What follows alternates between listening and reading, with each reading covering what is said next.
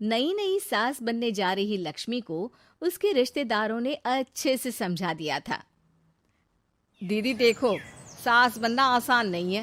कहने को बहू आ जाती है, लेकिन सारे घर में हक ऐसे कर लेगी जैसे तुमने तो इतने साल से घर के लिए कुछ किया ही ना हो।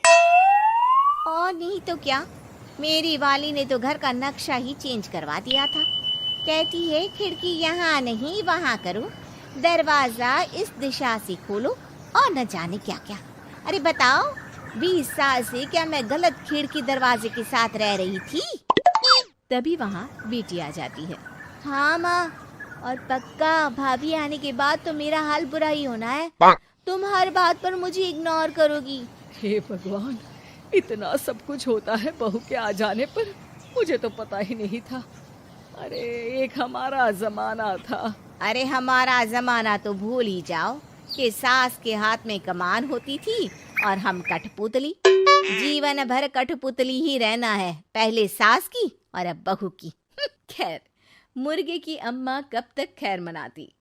हो जाती है बेटी की शादी और घर आ जाती है प्यारी सी पल्लवी। माँ जी चाय लीजिए। सास जो कि पहले से डरी हुई थी, हाँ लाओ लाओ। लेकिन चाय पीते ही थू, अरे इसमें किरकिरा सा क्या है? चाय में चीनी तो है ही नहीं। माँ जी वो ये बता रहे थे कि आपको शुगर की बीमारी है, तो मैंने चीनी की जगह गुड़ का पाउडर डाला है, वो शुगर के लिए ठीक रहेगा। सास गुस्से से लाल हो जाती है। अरे नहीं नहीं, मैंने जीवन भर चीनी की ही चाय पी है, तो मैं तो चीनी वाली ही चाय पीऊंगी। तुम आई और मैं नियम बदल दूं? ऐसी सास नहीं हूं मैं, समझी? पल्लवी को समझ में नहीं आता कि सास को हो क्या गया है। अरे माँ जी हुआ क्या है, आप तो भड़क गई। तभी वहाँ ननद आ जाती है। तो आप काम ही ऐसा कर रही हैं ना भाभी? अरे भाई मैंने क्या किया, शुगर के पेशेंट को चीनी नहीं पीनी चाहिए, तो मैंने चाय में चीनी नहीं डाली।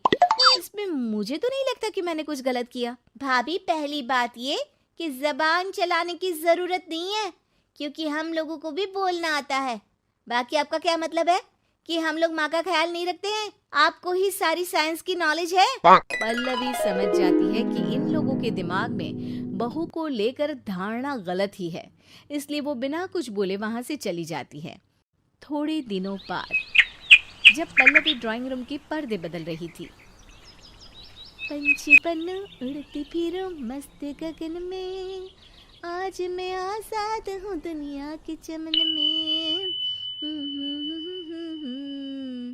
वाह जी वाह, आजाद होना तो अच्छी बात है, लेकिन हम लोग भी गुलाम नहीं है।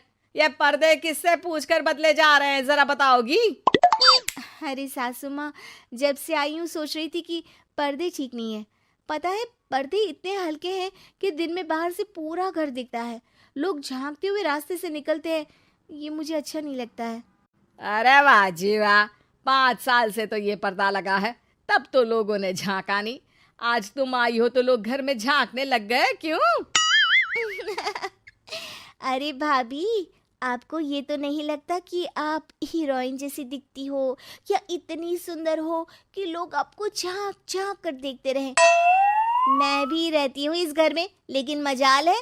पल्लवी सर पर हाथ रख लेती है, पर्दे लगाकर पुराने पर्दों को हटा देती है और निकल जाती है। देखा माँ, इसे कहते हैं मनमर्जी। आपने मना किया, फिर भी भाभी ने पर्दे हटा ही दिए। ठीक है बेटा, शुक्र करना पर्दे ही हटाए हैं। अरे कहीं किसी दिन ये हमें ही ना हटा दे।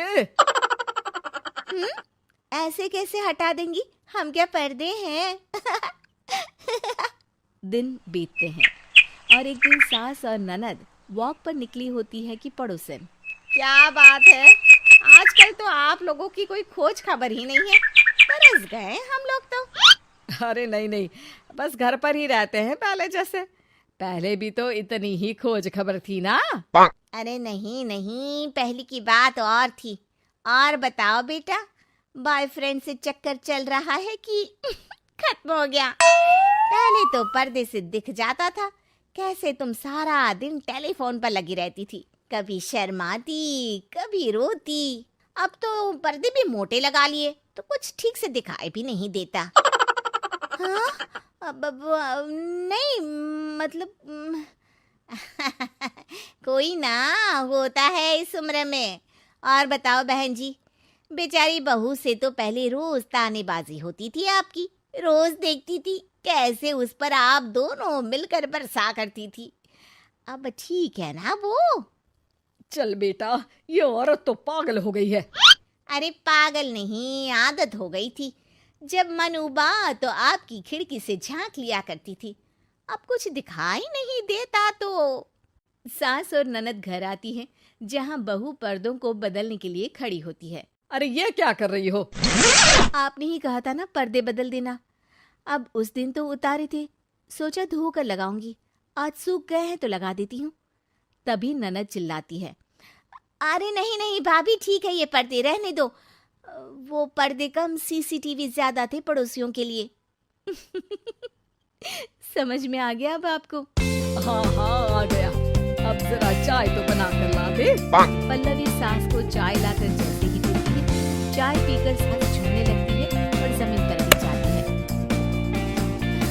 हाय रे भाभी, क्या मिलाकर पिला दिया माँ को, वो तो गिर ही गई। तभी बेटा डॉक्टर लेकर आता है। चेकअप के बाद डॉक्टर कहते हैं, ओ माय गॉड, इनका तो शुगर लेवल बहुत बढ़ गया है। क्या ये चीनी खाती है? हाँ डॉक्टर साहब, मैंने कई बार इनको चीनी की चाय और मीठा के लिए मना किया, लेकिन ये मानती ही नहीं। माँ को कुछ होगा तो नहीं ना? वो ठीक तो हो जाएंगी ना? अरे बहू की बात नहीं मानती तो क्या बेटी की भी नहीं मानती है ये? बेटा, आप नहीं रोकती अपनी माँ को चीनी की चाय और मीठा खाने से? बेटी क्या बोलती, उसे वो दिन याद आ जाते हैं जब उसने भाभी को इस बात के लिए भला बुरा सुनाया था।